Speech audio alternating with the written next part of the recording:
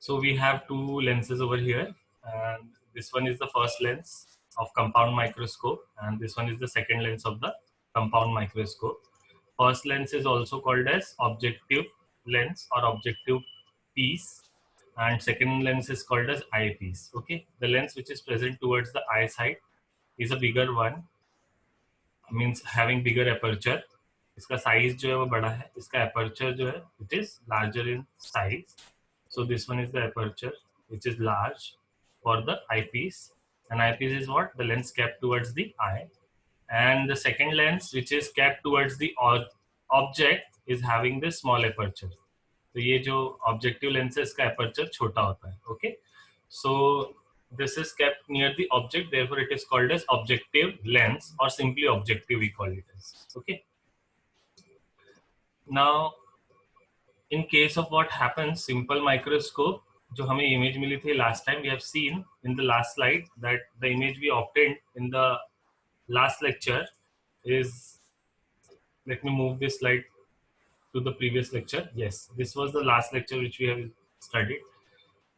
We are keeping the lens like this, and we are keeping the object behind the lens, and the image is also formed behind the lens only, that is on the same side where the object is placed, and the image is erect, virtual, and larger in size, that is enlarged image is formed. So this we have studied, and then we got the formula for magnifying power or magnification.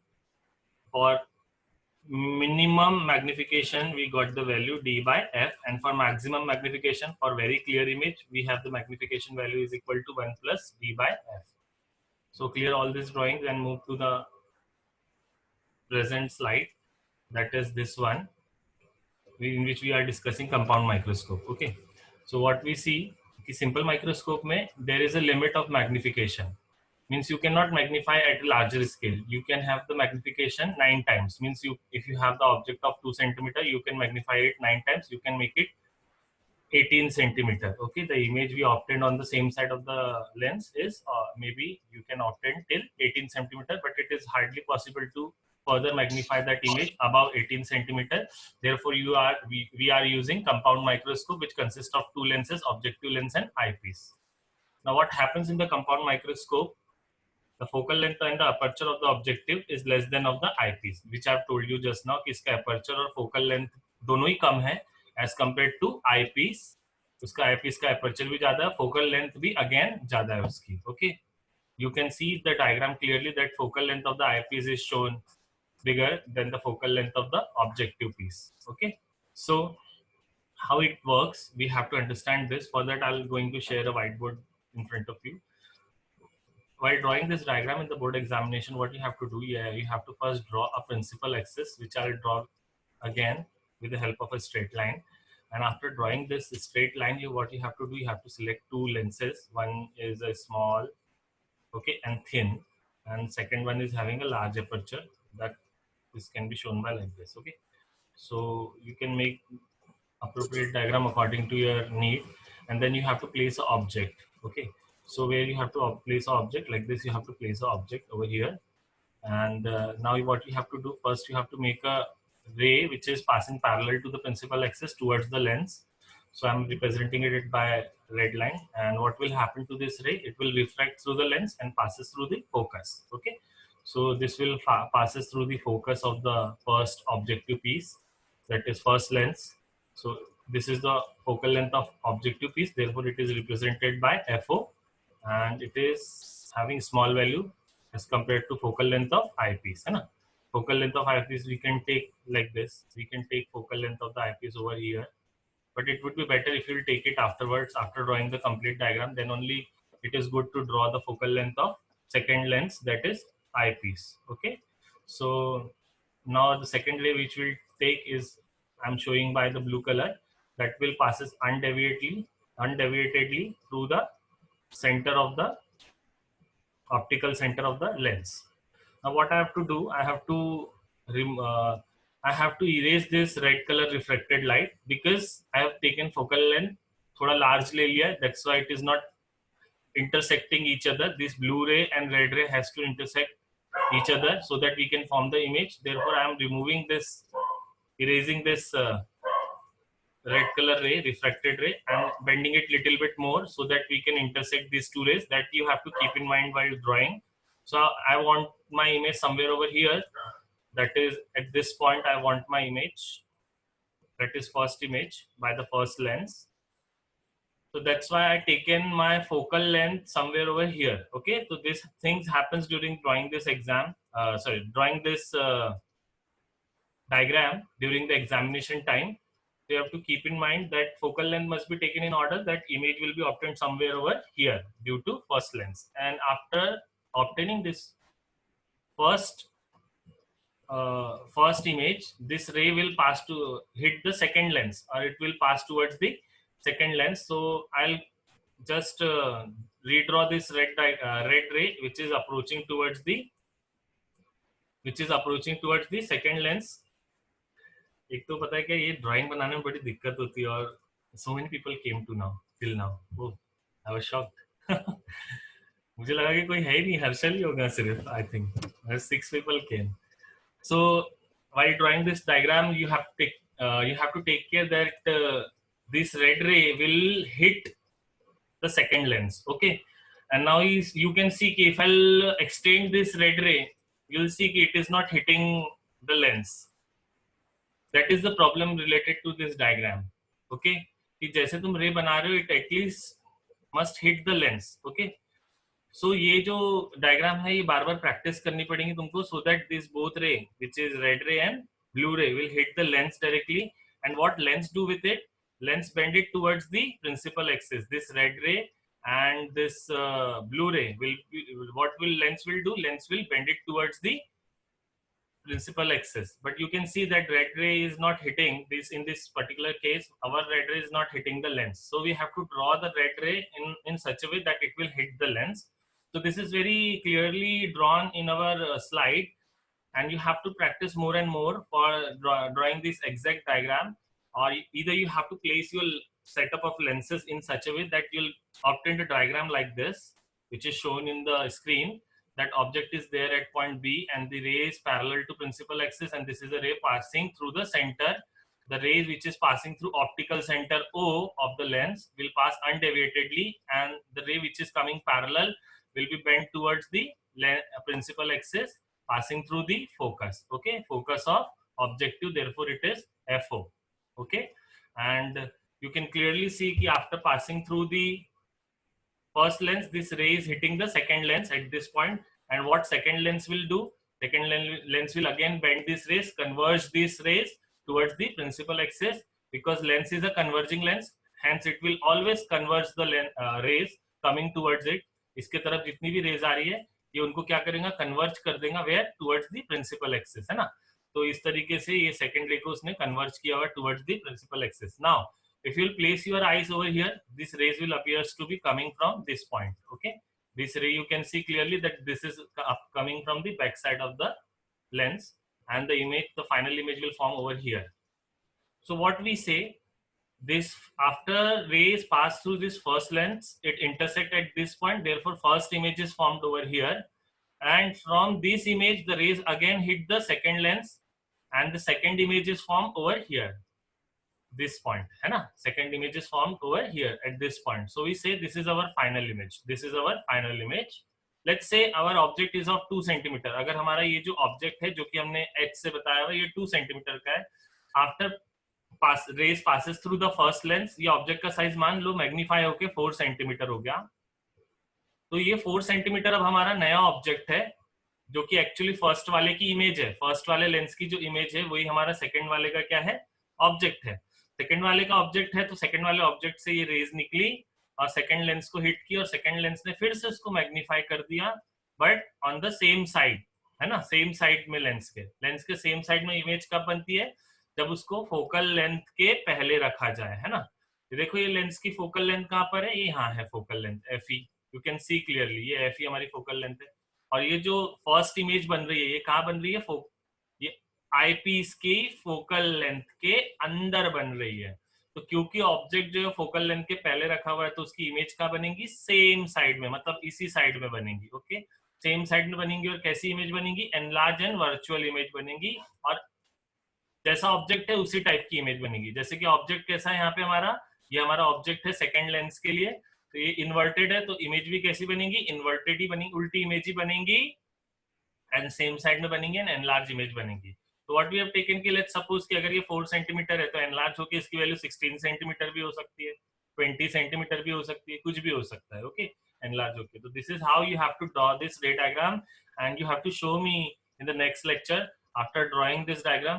तुमको ये तब तक draw करनी diagram till you get the perfect diagram, okay, 3-4 times तो at least draw करना पड़ेगा। Now what is the angle subtended? Last time we have taken an object like this and we placed our eyes somewhere over here in the simple microscope diagram, and what we have seen कि object से जो rays आती है आंखों की तरफ इतना angle बनाती है थीटा, है ना, this is the angle subtended at eye by the object, and same angle we have seen for the image also, that is made at the lens, है ना। एक हमने प्रिंसिपल एक्सिस लिया था, फिर ये ऑब्जेक्ट से रेज आती है, फिर ये एंगल कितना बनाती है थीटा, और फिर यही एंगल हम नीचे की तरफ भी लेते हैं थीटा, फिर यहाँ पे हमारी कहीं आईज होती है इधर, ओके, तो ये एंगल, ये जो नीचे वाला एंगल है ये भी कितना होता है थीटा। तो theta is the angle subtended at I by the image, image जो है उसने एंगल कितना बनाया आईज पे थीटा।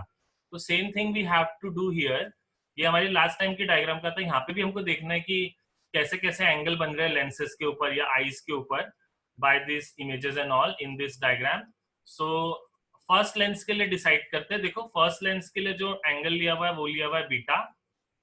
एंगल देखो कहां पर लेना, बच्चे लोग कई बार गड़बड़ कर देते हैं इसको एंगल को लेने में, वो एंगल ना यहाँ ले लेते हैं, यहाँ इस वाले में, गलत है, ध्यान से सुनो। हाँ, एंगल कहाँ लेना है, इस वाली लाइन में, beta, okay, this is the angle you have to take beta, you have to take it by your own. I'll make you understand कि how it is taken as beta, because lens पे जो ये जो beta हमने लिया हुआ है, you have to सी कि देखो ये जो ऑब्जेक्ट का साइज है, ये ऑब्जेक्ट का साइज है, देखो सेम ऑब्जेक्ट का साइज है, दिस आर द ऑब्जेक्ट का साइज जो हमारा मेन ऑब्जेक्ट है, उसने यहाँ पे एंगल कितना बनाया beta, that's why it is taken as beta.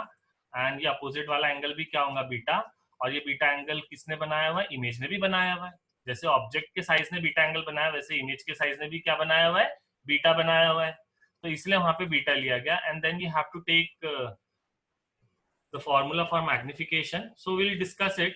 Let's see what is written over here, the working. The object is placed beyond the focal length of the objective. Objective की ये जो focal length है उसके beyond हमने ये object रखा हुआ है, ठीक है। तो ऑब्जेक्ट थोड़ा सा दूर रखना है हमको फोकस से, क्यों, क्योंकि फोकस पे रखेंगे तो इन्फिनिटी पे इमेज बन जाएंगी। ये देखो ये फोकल लेंथ है ना, इसके इतने ही डिस्टेंस यहाँ पर लेना है हमको, दैट इज दिस डिस्टेंस। इससे थोड़ा ज्यादा दूरी पे तुमको ऑब्जेक्ट रखना है ताकि इमेज जो है वो दूसरे साइड में बने, क्योंकि फोकस पे रखोगे तो इन्फिनिटी पे इमेज बन जाएंगी, फोकल लेंथ पे रखोगे तो क्या होगा, इन्फिनिटी पे इमेज बन जाएंगी। फोकस के अंदर रखोगे ऑब्जेक्ट तो इमेज क्या बन जाएंगी, सेम साइड में और पीछे की तरफ बन जाएंगी। मगर हमको इमेज चाहिए कहाँ पर, सेम साइड में नहीं चाहिए, हमको इमेज कहाँ चाहिए, अपोजिट साइड में चाहिए। तो इसलिए इसको थोड़ा, मान लो कि फोकस यहाँ का ही है तो फोकस से थोड़ा पीछे रखेंगे, इसलिए इसको कहाँ रखेंगे, बियॉन्ड द फोकस। तो that's why it is saying कि बियॉन्ड द फोकस रखना है हमको ऑब्जेक्टिव के। A magnified real inverted image is formed beyond the 2f। ये देखो यहाँ का जो है 2f होना चाहिए इसका ऑब्जेक्टिव का, है ना, ऑब्जेक्टिव लेंस का 2f यहाँ का ही होना चाहिए, तो उसके आगे में हमको इमेज मिल रही है, ठीक है। इसलिए मैंने बोला कि पहले से लिख के मत रखना फोकल लेंथ वगैरह, पहले इमेज ऑब्टेन कर लेना, फिर बताना कि 2f कहाँ पर है, FO कहाँ तक है, देखो ये FO है, तो वो तुम्हारे लिए अच्छा होगा, तुम्हारी डायग्राम क्लियर आएंगी। और ये इमेज फॉर्म हुई 2f के आगे। जैसी ये इमेज ऑब्टेंड होती है, what we see, object 2f is obtained on the other side of the lens, object is placed on one side and image is obtained other side of the lens, the distance between the lens is adjusted, image falls with in the focal length of the eyepiece. ये image हमने कैसी obtained की, ये lens को आगे पीछे कर सकते हो तुम, माइक्रोस्कोप में तुम देखते होंगे, जिन जो बायोलॉजी के स्टूडेंट है दे नोज अबाउट इट कि माइक्रोस्कोप की लेंस को एडजस्ट कर सकते हैं। Those who have used DSLR cameras and all, they also these guys also knows कि how to adjust the lens, so these lens can be adjust so that ये जो image है, ये इमेज कहाँ पर आए, इसकी फोकल लेंथ के अंदर आए, विद इन आए, ओके। देखो ये फोकल लेंथ है, ये फोकल लेंथ के अंदर आए ये इमेज, इस तरीके से हमको आईपीस को एडजस्ट करना है, ओके। क्या होगा इससे, इससे इमेज सेम साइड में बनेगी, है ना, क्योंकि फोकल लेंथ के अंदर आ रही है ये image, which will work as object for the second lens. So now the eyepiece act as a simple microscope। eyepiece जो एकदम simple microscope का काम करेगा, और वो इमेज बनाएगा least distance of distinct vision पे। सी हियर इमेज कहां पर बनी है, इस लेंस से इमेज बनी है डी डिस्टेंस पे, that is at distinct vision. Now what is the nature of the final image, ये जो नेचर इमेज जो आ रही है फाइनल, उसका नेचर क्या है, इन्वर्टेड है, वर्चुअल है एंड एनलार्ज्ड है ना। तो ये यहाँ पर उसका नेचर दिया हुआ है। तो ऑब्वियसली बड़ी बनी है इमेज तो मैग्निफिकेशन का फॉर्मूला तो बनता ही बनता है। अब देखो दो लेंसेज है, दो लेंसेज का कॉम्बिनेशन है, तो दोनों के मैग्निफिकेशन को मल्टीप्लाई करना पड़ेगा। पहला लेंस था ऑब्जेक्टिव तो उसका मैग्निफिकेशन एमओ, और दूसरा लेंस था आईपीस तो उसका मैग्निफिकेशन होगा एमई, और दोनों को मिला के जो नेट मैग्निफिकेशन आएगा वो क्या आएगा, एम नेट, या सिंपली एम लिख सकते हैं। तो एम का फॉर्मूला बन गया मोमी, that is M O M E. Okay, तो यहाँ पे टोटल मैग्निफिकेशन जो है combination of eyepiece and objective represented by M O M E, multiplication में ऐड मत कर देना, ठीक है। तो ये magnification by objective is M O, magnification by eyepiece is M E. Now what we have magnification due to first objective lens. So what is the formula for magnification through the simple lens? एक जो simple lens, एक कोई भी एक lens लेते हैं तो उसके लिए मैग्निफिकेशन का फॉर्मूला होता है distance of image upon distance of object, है ना। मिरर के लिए माइनस वी अपॉन यू होता था, लेंस के लिए plus V upon U. But V में हमने ओ का साइन क्यों लगाया, क्योंकि ये ऑब्जेक्टिव लेंस के लिए, फर्स्ट वाले लेंस के लिए। ओके, फिर हमने ये ऑब्जेक्टिव लेंस का फॉर्मूला तो ऐसे ही लिख के छोड़ दिया। सेकेंड वाला लेंस किसका काम कर रहा था, सिंपल माइक्रोस्कोप का, जो कि हमने लास्ट लेक्चर में सीखा है, जिसमें सेम साइड में इमेज बनती है। ओके, तो ये हमने सिंपल माइक्रोस्कोप के लिए लास्ट टाइम सीखा हुआ है। तो सिंपल माइक्रोस्कोप के लिए हमने जो मैक्सिमम मैग्निफिकेशन का फॉर्मूला था, मैक्सिमम मैग्निफिकेशन मतलब एकदम clear image at what distance, at D distance, उसके लिए फॉर्मूला हमने क्या सीखा था, M is equal to 1 plus D by F. तो क्या करना है, एक तो एमओ को मल्टीप्लाई कर देना है किसके साथ, एम ई के साथ। तो एमओ की वैल्यू क्या थी, वी नॉट यू नॉट लिख दिया, एम ई की वैल्यू क्या थी, 1 plus D by F E लिख दिया। तो इस तरीके से we got the formula for net magnification due to compound microscope. And believe me, बहुत अच्छा मैग्निफिकेशन होता है। Those people, these bio students knows very well about this because they have seen very clear images due to this compound microscope. Okay, now we'll keep our we'll change some values in this formula to get the actual formula for maximum magnification in terms of microscope के formation, जो microscope की actual जो physical condition होती है उसमें कैसे lenses है, क्या फोकल लेंथ है, उसके हिसाब से हम रखते हैं, फॉर्मूले को बनाने की कोशिश करते हैं। तो first of all you need to know about the tube length of the microscope. This is called as tube length of the microscope. What is this, distance between objective and eyepiece, इसके बीच की length को हमने क्या बोला है, tube length. तो most of the problem, numerical problem on microscope is based on tube length. What is tube length, if you will see clearly, so this is the image, first image है ना, first image which will work as object for the second lens. Second lens के लिए ये image किसका काम करती है, object का। तो ये जो फर्स्ट इमेज है इसका ऑब्जेक्टिव से डिस्टेंस जो है वो क्या बताया था हमने, वीओ, और ऑब्जेक्ट का डिस्टेंस क्या बताया था, यूओ, जो कि हमने यहाँ मैग्निफिकेशन के फॉर्मूले में डाला है ना। लेंस के लिए फॉर्मूला क्या होता है, वी अपॉन यूओ। तो वही वीओ ये हो गया, और ये हो गया हमारा U O, that is distance of image V O and distance of object U O for the objective lens. वही फॉर्मूला यहाँ पे हमने पुट अप किया हुआ है। Okay, and what you got here, that lens से लेकर फर्स्ट इमेज का डिस्टेंस है वीओ, ऑब्जेक्टिव पीस से लेकर फर्स्ट इमेज का डिस्टेंस है V O. And what is this distance, can you tell me, this is distance U E, Yui, Q Yui, you distance किसका होता है, ऑब्जेक्ट का। तो भाई ऑब्वियस सी बात है, ये जो फर्स्ट इमेज है आई पीस के लिए किसका काम कर रही है, ऑब्जेक्ट का, इसलिए यू से बताया, और आई पीस के लिए काम कर रही है इसलिए क्या लिखा वहां पे, यू ई लिखा है मैंने। Okay, those who can't see clearly, तो ये जो ट्यूब लेंथ है, ट्यूब लेंथ दो डिस्टेंस से मिलकर बनी है। एक फर्स्ट लेंथ के लिए इमेज का डिस्टेंस हो गया वीओ, और सेकेंड लेंस के लिए ऑब्जेक्ट का डिस्टेंस हो गया यूई। तो एल का बेसिक फॉर्मूला क्या हुआ, वीओ प्लस यूई। ध्यान रहे, ट्यूब लेंथ का फॉर्मूला होता है V O plus U E. Tube length मतलब दोनों लेंस के बीच का डिस्टेंस, जो कि तुम माइक्रोस्कोप के अंदर सेट करते हो। ओके, तो ये समझ में आ गया होगा what is V O and U O. Now I will understand this formula. ये तो हमने पहले ही डिराइव कर लिया है फॉर्मूला, बस इसमें वैल्यूज कैसे पुट कर रहे हैं कि फाइनल इमेज कितने डिस्टेंस पे बन रही है, डी, और फोकल लेंथ किसकी लेंगे, आई पीस की, क्योंकि अब इमेज कौन बना रहा है, आई पीस। फाइनल इमेज कौन बना रहा है, आई पीस। ये जो फाइनल इमेज है ये कौन बना रहा है, आई पीस, इसलिए वो फोकल लेंथ उसी की लिया है हमने। एम ई के लिए क्या लेंगे हम, एफ ई, ध्यान से। Okay, and what we got as a final answer कि देखो हम ये जो फर्स्ट इमेज है ये बहुत बहुत बहुत पास बनाने की कोशिश करते हैं लेंस के, एकदम भी पास नहीं कर सकते क्योंकि तुमको पता है कि इमेज कितने पर बननी चाहिए, डी डिस्टेंस पे। जब तुम इसको बहुत पास लाते हो तो ये इमेज भी पास आती है। हाँ, ये जो फर्स्ट इमेज है इसको तुम ज्यादा पास लाओगे, अगर लेंस को एडजस्ट करते ना, तो अगर लेंस को ज्यादा ही पास ला लोगे तो ये भी बहुत पास आ जाएंगी, ये इतने पास आ जाएंगी डी से भी कम डिस्टेंस पे। डी से कम डिस्टेंस पे आई तो वैसे भी दिखाई नहीं देंगी फाइनल इमेज, तो इसलिए इसको इतना पास लाते हैं ये फर्स्ट इमेज को कि डी डिस्टेंस पे फाइनल इमेज बने।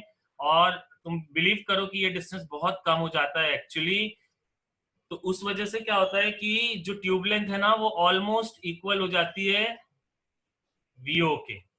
देखो ट्यूब लेंथ ऑलमोस्ट किसके इक्वल हो जाएंगी, वीओ, क्योंकि ये इमेज का बनी, ये वाली जो इमेज है फर्स्ट इमेज, ये कहाँ बनी है, लेंस के पास में।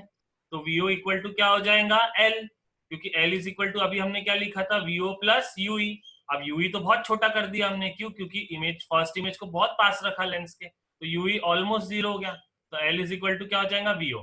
तो वीओ की वैल्यू हम लेटर ऑन क्या रख सकते हैं फॉर्मूले में, एल। तो ये देखो ये एल रखा है फॉर्मूले में, उसकी वैल्यू है ना। और व्हाट इज यूओ, यूओ क्या है हमारा, ये ऑब्जेक्ट का डिस्टेंस। तो ऑब्जेक्ट को हम उसके लिए कहां पर रखेंगे, very close to the focus, क्योंकि फोकस के पास लाएंगे ऑब्जेक्ट को तभी तो इमेज इन्फिनिटी पे बनेगी, मतलब काफी दूरी पे बनेगी। अब एग्जैक्ट फोकस पे नहीं रख सकते, फोकस पे एग्जैक्ट रख देंगे तो इन्फिनिटी पे बन जाएंगी ये फर्स्ट वाली इमेज, है ना।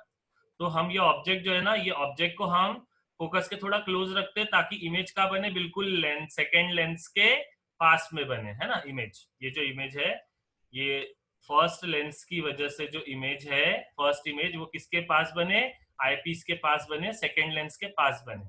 तो इसलिए ऑब्जेक्ट हम फोकस के बहुत पास रखते हैं, ऑब्जेक्टिव के फोकस के बहुत पास रखते हैं, इसलिए यूओ किसके इक्वल हो जाएगा, यूओ इक्वल हो जाएगा किसके इक्वल, एफओ के इक्वल। तो यहाँ पे यूओ की वैल्यू देखो, फॉर्मूले में जो यूओ की वैल्यू है क्या रख दी, एफओ।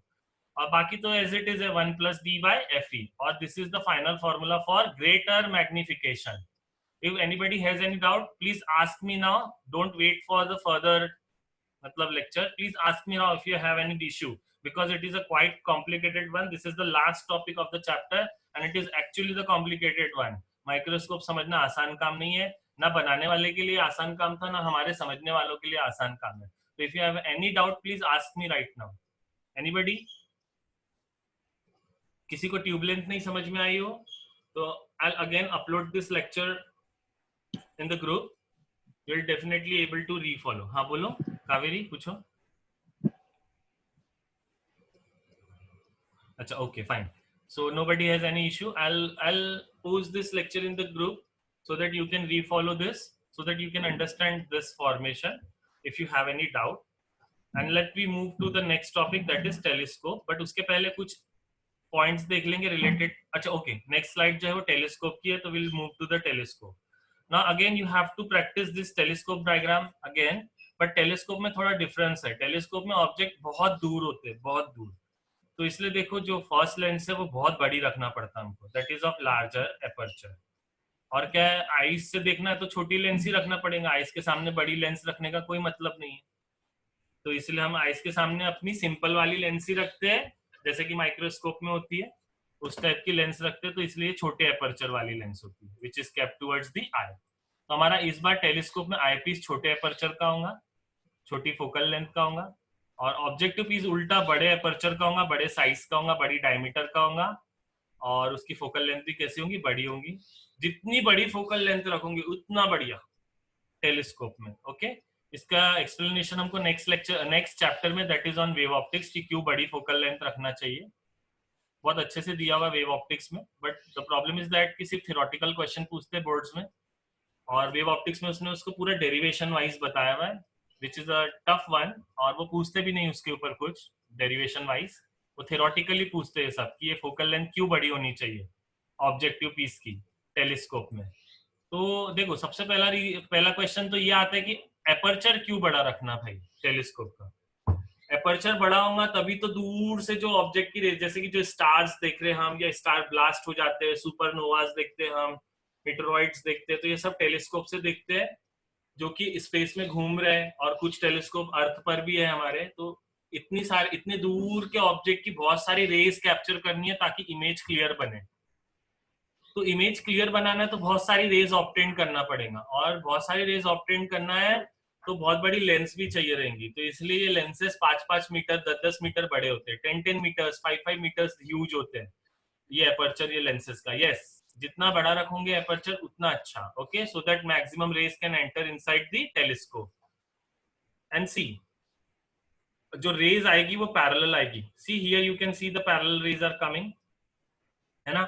तो ये पैरेलल रेज आएंगी क्योंकि ऑब्जेक्ट बहुत दूर है, इंफिनिटी पे है, तो these rays will appears to be coming parallel to each other. तो टेलीस्कोप में जो सबसे पहला काम यू हैव टू डू कि एक तो रे तुमको बनानी है which is passing through the center undeviatedly, which I am showing it by the red color now. So you see this ray which is coming parallel to the second ray. It is this first ray which I drawn is coming parallel to the second ray from the object, from the distant object, and it is passing undeviatedly while passing through the point O. Okay, so this ray will pass undeviatedly, and the second ray, what will happen to the second ray? This will be bent, it will be converged. As the lens is converging lens, it will bend. Okay, but this will not pass from the focus. Keep in mind, ये raise एक दूसरे को parallel है but principal axis को parallel नहीं है। Principal axis को parallel रे बना ही नहीं सकते तुम इस डायग्राम में। क्यों? क्योंकि अगर प्रिंसिपल एक्सिस को पैरेलल हो गई रे तो तुम ये इमेज देख नहीं पाओगे स्टार की। अगेन लेट मी रिपीट, अगर ये जो रेड रेज मैंने बनाई है ना, अगर ये प्रिंसिपल एक्सिस को पैरेलल बना दी तुमने गलती से लाइक दिस, तो फिर तुम इमेज नहीं देख पाओगे इसकी। क्यों? क्योंकि कुछ ना कुछ एंगल बनाना जरूरी है इन रेड रेज का। जैसे कि यहाँ पे देखो इन्होंने छोटा सा एंगल बनाया alpha. Why it has to make an angle to obtain the final image? क्योंकि अगर ये एंगल नहीं बनाएंगी ना, ये जो पैरेलल रेज आ रही है फ्रॉम डिस्टेंट ऑब्जेक्ट, अगर ये अल्फा एंगल नहीं बनाएंगी प्रिंसिपल एक्सिस के साथ, you won't be able to see the final image. यही तो होता है, ये अल्फा बहुत छोटा होता है एक्चुअली टेलीस्कोप के केस में। जितना दूर ऑब्जेक्ट होगा उतना अल्फा छोटा होगा, और अल्फा अगर मान लो नियरली जीरो हो गया, मतलब रेज अगर ऐसी हो गई पैरेलल टू प्रिंसिपल एक्सिस, तो अल्फा कितना हो जाएगा? जीरो। अल्फा जीरो हो गया तो फिर देखो ये मैग्निफिकेशन का फॉर्मूला जीरो हो जाएगा पूरा। मैग्निफिकेशन जीरो हो जाएगा मतलब देखो मैग्निफिकेशन का फॉर्मूला एक्चुअली इंफिनिटी हो जाएगा क्योंकि अपॉन में अल्फा है ऑब्वियसली, बट मैग्निफिकेशन ही हमारा ऑलमोस्ट जीरो हो जाएगा। क्यों? क्योंकि हम इमेज ही नहीं देख पाते, ऐसी सिचुएशन कुछ दिखता ही नहीं, ब्लर ब्लर दिखाई देता है सब कुछ। तो इसलिए अल्फा की कुछ ना कुछ वैल्यू होनी चाहिए। That's why you have to be careful कि you have to draw this rays in this way. Okay, first ray will pass undividedly and second one will bend, and जहां पर ये बेंड होंगी वहां पे क्या बनेंगी? फर्स्ट इमेज, है ना, जो कि हमने माइक्रोस्कोप में भी देखा कि फर्स्ट इमेज बनती है। तो ये फर्स्ट इमेज है that is of height h। फिर यही रेज जो फर्स्ट लेंस से आ रही है ये सेकंड लेंस को हिट करेंगी, दैट इज आई पीस को हिट करेंगी, और हम फिर सेकंड लेंस को एडजस्ट करेंगे। फिर से कैसे एडजस्ट करेंगे कि ये जो h है, h ये जो फर्स्ट इमेज है, ये जो I1 है फर्स्ट इमेज, ये कहां पर आए? इसकी फोकल लेंथ के अंदर या फिर फोकल लेंथ के इक्वल आए। ओके, देखो यहाँ पे तो उन्होंने क्लियरली फोकल लेंथ पे ही रख दिया उसको, किसकी? आई पीस की फोकल लेंथ पे रख दिया है इमेज को। लेंस को कुछ इस तरीके से एडजस्ट कर दिया है, सेकेंड लेंस को इस तरीके से एडजस्ट कर दिया कि जो फर्स्ट इमेज है वो कहां पर आई है? देखो आई पीस की फोकल लेंथ पे आई है। तो तुमको डायग्राम ऐसी बनानी है, and then what will second lens will do to these upcoming rays?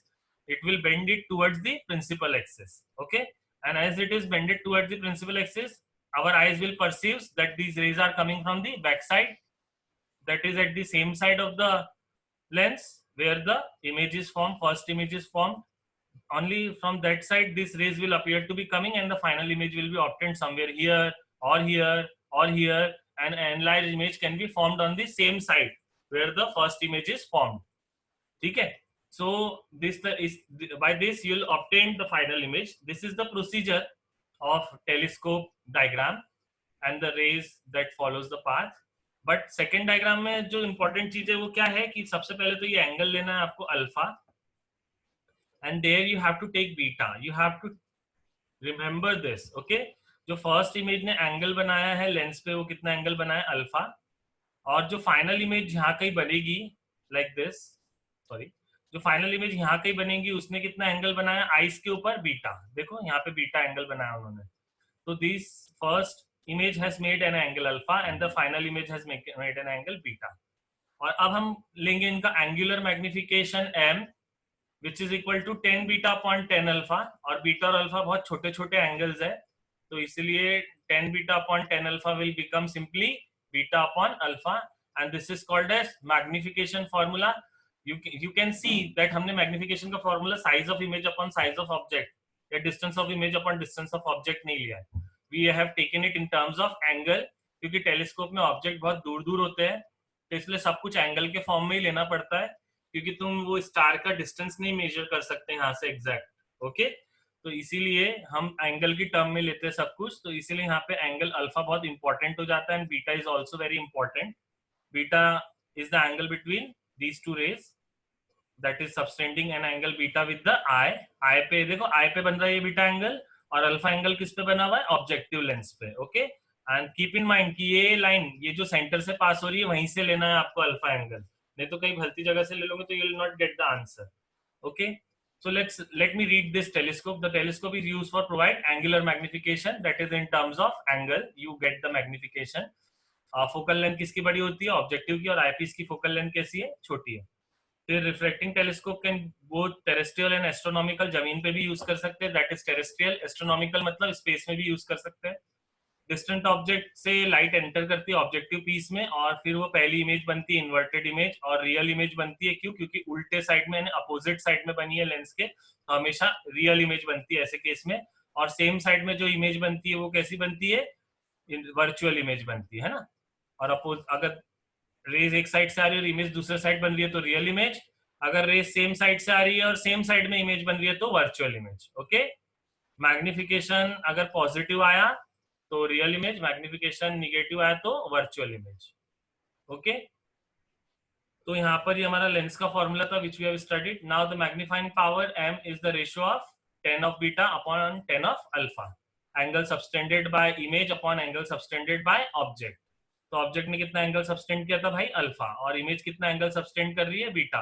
तो है ऊपर वही angle subtended by object, sorry है ऊपर वही angle subtended by image upon angle subtended by object. तो ऊपर इमेज वाला एंगल है और नीचे ऑब्जेक्ट वाला, बट इस बार ऑब्जेक्ट और इमेज का साइज ना लेते हुए हमने क्या किया है, एंगल लिए उनके. फिर क्या, सिंपल फॉर्मूले डाल दो. 10 बीटा का फॉर्मूला क्या होगा, 10 बीटा सी 10 बीटा का फॉर्मूला आ जाएगा h upon F E, this h upon F E. अब तुम बोलोगे सर ये कैसे हुआ, I tell you h upon F E कैसे आया. उसके पहले हम h 10 अल्फा समझते हैं. 10 अल्फा तो बहुत सिंपल है फाइंड करने में. ये देखो ये जो लेंथ है यहाँ से यहाँ तक, ये कितनी दी हुई है, FO है ना, FO ऑलमोस्ट FO पे बनेंगी ये इमेज, ऑलमोस्ट FO पे बनेंगी. एक्चुअली ऑलमोस्ट भी नहीं बोलना चाहिए, this is a rule which is not mention in the NCERT. I tell you separately कि FO पे ही क्यों बनी है ये image. For that I need to stop this and will come back to the white board. कि जब भी कभी ध्यान रखो, जैसे हम कोई लेंस लेते हैं, okay, and if parallel rays come towards the lens where it will converge at the focus, है ना, फोकस पे आती है. और अगर मान लो कि ये रेज थोड़ी सी इंक्लाइंड पैरेलल रेज अगर आ रही है, तो ये फोकस पे तो नहीं कन्वर्ज होती, बट फोकस के बिल्कुल नीचे या फोकस के बिल्कुल ऊपर कन्वर्ज होती है. तो इसलिए ये जो लाइन है जी, ये फोकस वाली ये जो लाइन है, ये फोकस वाला प्लेन है, इसको बोलते हैं फोकल प्लेन. क्या बोलते हैं इसको, फोकल प्लेन.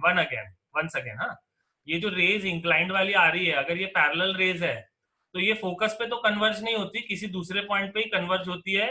बट ये पॉइंट एग्जैक्टली या तो अपर पार्ट में रहेगा फोकस के, या तो बिलो रहेगा. Okay, it is either above the focus और it is either the below the focus. तो इसलिए हमने ये जो प्लेन है ना, इस प्लेन को ही नाम दे दिया फोकल प्लेन. तो इसलिए तुम देखोगे कि ये जो हमारी टेलीस्कोप की डायग्राम है, in that diagram you can see कि, let come back to the slide. इसमें तुम देख सकते हो क्लियरली कि ये जो इमेज बनाई है इन्होंने, ये इमेज बिल्कुल बनाई है कहां पर, this image they have made on the focal plane of the objective piece. ये जो ऑब्जेक्टिव लेंस है उसके फोकल लेंथ पे, फोकल प्लेन पे ही बनाई है उन्होंने H, क्योंकि रेज जो आ रही थी वो कैसी थी, पैरेलल. वो फोकस पे तो नहीं मिलेगी बट फोकल प्लेन पे ही इमेज बनती है, तो FO पे इमेज बनती है. तो इसीलिए देखो उन्होंने यहाँ पर लिया हुआ FO as adjacent side and opposite side क्या है, H. तो इसलिए अपोजिट के लिए आया H और एडजेसेंट के लिए आया FO, क्योंकि टेन थीटा का फॉर्मूला होता है अपोजिट अपॉन एडजेसेंट। तो तुम ये ट्रायंगल में देख सकते हो, opposite is H and adjacent is FO see FO। तो इसलिए आ गया tan alpha is equal to FO H upon FO। And what about tan beta? Tan beta जो आएगा वो कैसा आएगा? H upon FE। तो उसके लिए क्या करते हैं, एक पैरेलल रे यहाँ से ड्रॉ करते हैं ऐसे।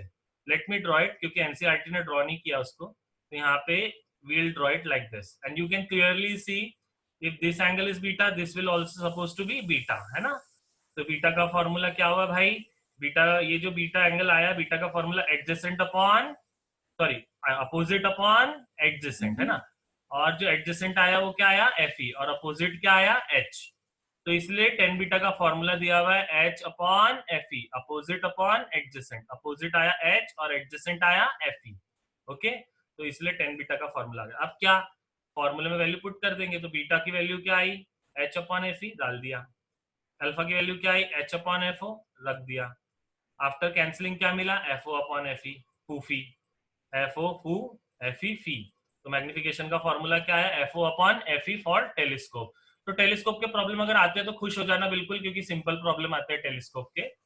और ट्यूब लेंथ तुमको मिलेगी, देखो ट्यूब लेंथ क्या है टेलीस्कोप की? टेलीस्कोप की जो ट्यूब लेंथ है, दोनों लेंस के बीच का डिस्टेंस है, वो आया FO plus FE। You can clearly see, देखो ये FO है और ये क्या है? FE। और जो हम इमेज बना रहे, फर्स्ट इमेज, वो कितने डिस्टेंस में बना रहे? Close to the FE। तो इसलिए ये हमारा फॉर्मूला आया मैग्निफिकेशन का, FO अपॉन FE। जो फाइनल इमेज बनी वो कैसी बनी? इन्वर्टेड इमेज बनी, एनलार्ज इमेज बनी एंड वर्चुअल इमेज बनी। Okay, so this is the point related to telescope. But ये जो टेलीस्कोप था, ये टेरेस्ट्रियल और एस्ट्रोनॉमिकल टेलीस्कोप था। बहुत महंगा होता है वो टेलीस्कोप बनाना, और अच्छे से काम भी नहीं करता एक्चुअली। मतलब जैसी टाइप की हमको इमेज चाहिए वैसी इमेज मिलती ही नहीं हमको उस केस में।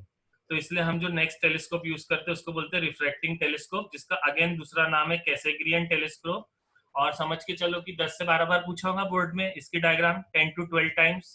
तो इसलिए जो ऊपर वाला टेलीस्कोप था उससे ज्यादा इंपॉर्टेंट ये वाला टेलीस्कोप है, जो कि हम कल डिस्कस करेंगे मोस्ट प्रोबेबली। तो अभी सिर्फ डिसएडवांटेजेस देख लो कि जो पिछला वाला टेलीस्कोप, जो टेरेस्ट्रियल और एस्ट्रोनॉमिकल टेलीस्कोप हमने पढ़ा, वो रिफ्रैक्टिंग टेलीस्कोप था, उसमें रिफ्रैक्शन हो रहा था थ्रू द लेंसेज। और जो हम कल पढ़ने वाले हैं वो रिफ्लेक्टिंग टेलीस्कोप है, क्योंकि इसमें हम मिरर यूज करते हैं, स्फेरिकल मिरर, दो दो स्फेरिकल मिरर है, एक यहाँ पर और एक यहाँ।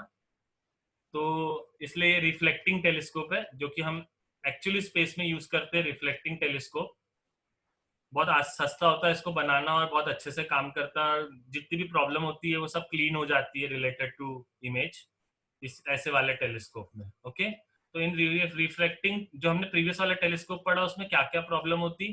एक तो लार्जर एपर्चर वाला लेंस चाहिए रहता, बड़े बड़े लेंस बनाएंगे तो बहुत भारी भारी होंगे, भारी लेंस को ऊपर तक ले जाना बहुत डिफिकल्ट है।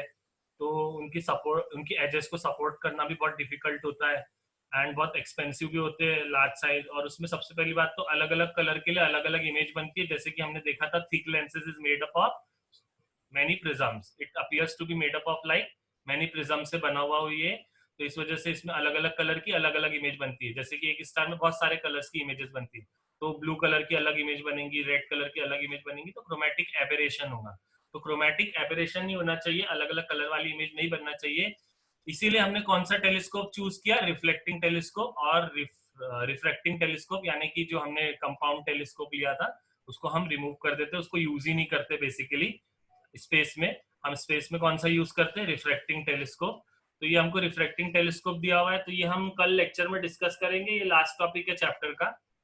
तो इस तरीके से हमारा चैप्टर फिनिश हुआ। अब इसके न्यूमेरिकल्स कैसे करोगे? तो for that I have advice for you कि कल हम जब न्यूमेरिकल्स पढ़ेंगे इस चैप्टर के, तो ये न्यूमेरिकल्स में वन बाय वन ग्रुप में पोस्ट करते जाऊंगा, और तुमको साइड बाय साइड जो सॉल्व करते जाना है इनके न्यूमेरिकल्स। और some of the numericals will do in the classroom also. First I ask to Joby sir कि नया चैप्टर स्टार्ट करना है कि नहीं करना है। इफ ही सेज कि नहीं करना है तो I will see for that, I will continue with the numerical only. And if he says that you can start next chapter, then we'll start with next chapter, that is either wave optics or electrostatics. Okay, so have a good day and see you tomorrow. I'll just ending this mid lecture. Okay, bye.